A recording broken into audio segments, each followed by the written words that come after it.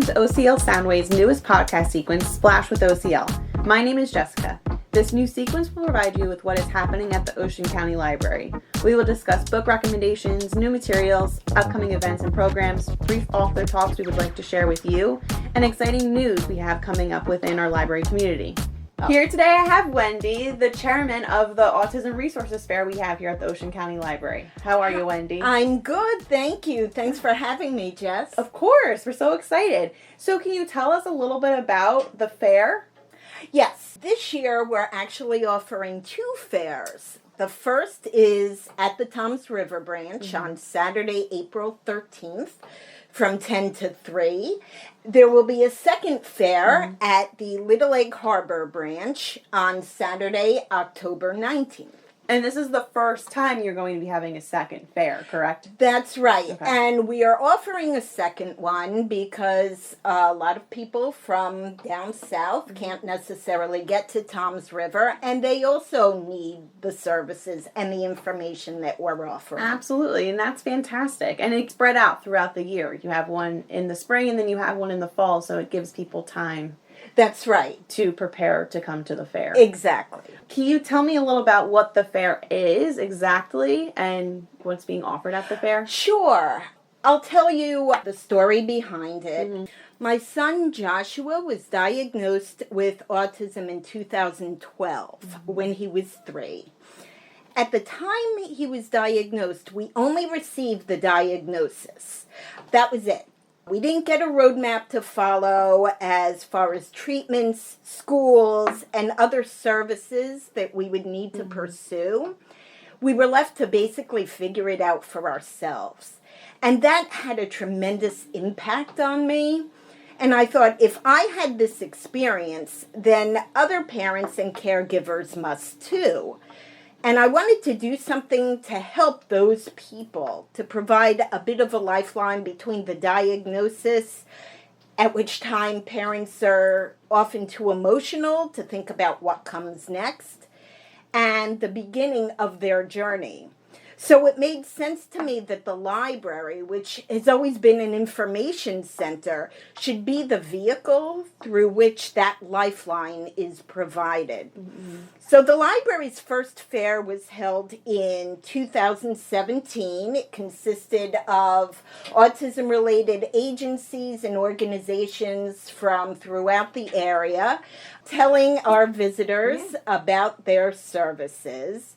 And although we've added educational workshops and entertainment to the fair since that time, the heart of the fair has always been the agency open house. And we have over 40 now, autism-related organizations, therapists, schools, medical practices, recreational facilities, and more. They come to inform our visitors about their services. That's amazing. And what types of programs will be available at this fair this year for 2024? Okay, well, the Toms River Fair is a bit larger than our Little Egg Harbor Fair. In Toms River, we're going to be offering both educational workshops and entertainment. This year, the workshops all have a common theme. They all focus on education. So we're offering one program on IEP meetings. It's called IEP Meetings, What to Expect and How to Prepare. And that's going to be presented by the SPAN Advocacy Network at 11 o'clock. Then we're offering a second one about special education law in New Jersey, which will be offered by the law firms Sussin, Greenwald, and Wessler. And then we're offering a third called Out-of-District Placement, How to Know When It's Right for Your Child. That's going to be presented by the organization ASA. So we do ask that people register for those programs, and they can register by calling 732-349-6200 or by going to theoceancountylibrary.org/events. All of these programs will take place in the library's Bishop Building, which is next to the main library.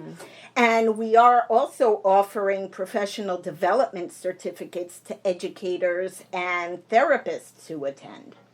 It's amazing. Yes, yes. And then we have entertainment for kids and teens.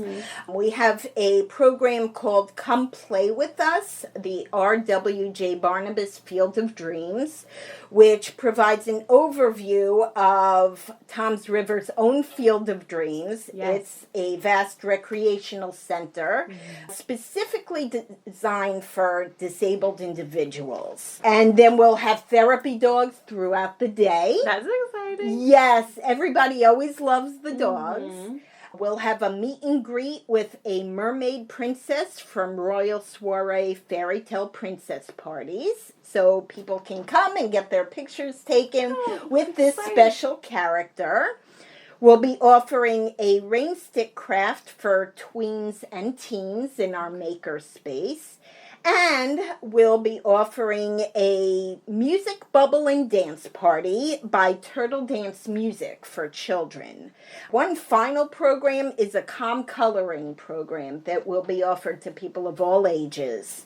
And that will be drop-in from 2 to 3. And where is the calm coloring taking place in Toms River Branch? The calm coloring will most likely be in our silent reading tower. Okay. Or the green room. It sounds like a very jam-packed day with exciting things. It and certainly will be. informational and educational information. I love this fair, so I always Thank just you. think you guys Yes. do an amazing job, and I think it's a huge thing to have within this community in particular, so I think it's great. It's very exciting, a lot of things going on, especially the Field of Dreams. That Field of Dreams is an amazing place. Have you been? It really is something to see. It gives people with all abilities the chance to play. Right. They have an amazing playground there and a sensory area as well and walking trails. You do have to be a member, but membership is free. Okay, all right, that makes sense. Yes. And you might not even know that. I just learned from you. If you come to the fair and you have interest in the Field of Dreams, you may not know that you need to be a member in order to be. And it's Exactly. also free, but still, you need to be a member. Yes, and during that program, Christian and his daughter Jillian will be discussing the features of the Field of Dreams as well as the story of how it came to be. We also have a sensory space here at the Toms River Branch. Will it be open that day? It certainly will be, yes. It'll be open all day long, as long as the library's open, but of course during the fair from 10 to 3. And that's just such a great place for people to go and calm down and unwind a little bit from all the stuff going on the fair that day. Yes, it is a very busy day. It can be a bit noisy, so we're thrilled that we can offer this special place for people of any age who just needs to go in and take a deep breath and relax and get away from the noise a bit. Exactly, absolutely. So you've been doing this for how long, Wendy? How long have you been the chairman? Well, the first fair started in 2017. So you've been a chairman since that long? Yes. Okay. Well, initially, we didn't have an Autism Resources Committee back then. So when the idea for the fair came about, we partnered with our cultural awareness team. Okay. And then as the fair grew, and then we developed other autism-related resources for our community, we discovered a need for a committee of our own. That has been, I believe, since 2019. Wow. What do you love about the fair the most? And if you have any, can you share a favorite memory? Sure, absolutely. To me, the most meaningful aspect of the fair is just being able to guide people toward the resources that they really need. Because when you are beginning the autism journey or any developmental disability, you need to know what to do next. What services and help can you get for your child or your adult, as I'll tell you about in a moment, to make their lives, as well as your own, more successful, happier, and as least stressful as you can reasonably expect. Yes. So I like watching people speak to the agencies And I do have a few moments that do stand out. Please tell. Yeah, absolutely. In 2018, we offered the fair at our Jackson branch. Oh, okay. And there was one little boy who came in with his parents, and he was experiencing a meltdown, and they were trying to bring him in, and it was difficult. But the first thing that we had set up was our welcome table with games. And so he was able to be distracted a little bit by the presence of the spinning wheel. And he spun the wheel and he won a stuffed animal. Aww. And that calmed him down. It turned his meltdown into a big smile. And it probably just made his day. Yes. And it also helped the parents in a way where they could collect information they needed. Exactly. The For parents their were child. smiling too. And he was occupied. Yes. Oh, that's so sweet. Yes. Last year, in 2023, there was an adult who had recently been diagnosed with autism. Okay. She came in with her parents, and they did not know where to begin because she had just been diagnosed. Yeah. So we guided them to the agencies that specialized in adult services. And I noticed that they stayed throughout the entire fair. It was great to be able to see people of all ages, regardless of when they were diagnosed, get the resources And that they needed. it's never too late to No, gain your absolutely resources, not. to find information. That's right. They were a perfect example of that. It's never too late. Never. Never. Those are perfect stories and memories that you have of the fair and why it's so important for us to continue with the Autism Resource Fair. That's right.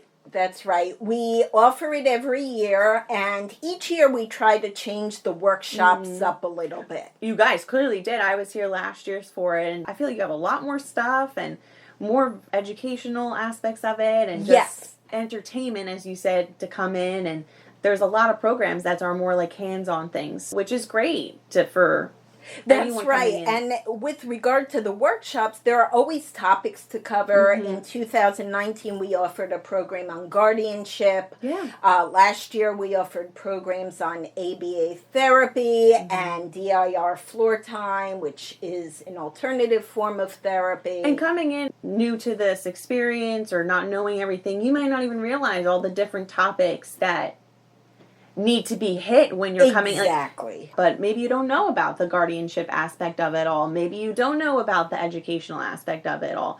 That's right. This is why the fair's here, to talk about this. So the theme this year is education, correct? The theme of the workshops. The workshops, Yes. okay. And the workshops have designated times, like you said, and to register for them. That's right. Okay. Do you have any other important information or fun things you would like to share about the fair? I mean, I feel like you covered it all really nicely, so. Yes. Well, if anyone does have specific questions, they can actually reach out to me directly. Oh, okay, all right. Yeah, my phone number is 732-575-3455. Or they can email me directly at wsmolowitz, WSMOLOWITZ at oceancountylibrary.org. Okay. Thank you so much for offering that, Wendy. Absolutely. Thank you, Jess. Thank you. Thank you again for splashing your way with the Ocean County Library. Visit our website and follow us on social media to stay up to date with all things OCL and more information about the Autism Resources Fair coming up in April. Thank you again, Wendy. Thank you, Jess.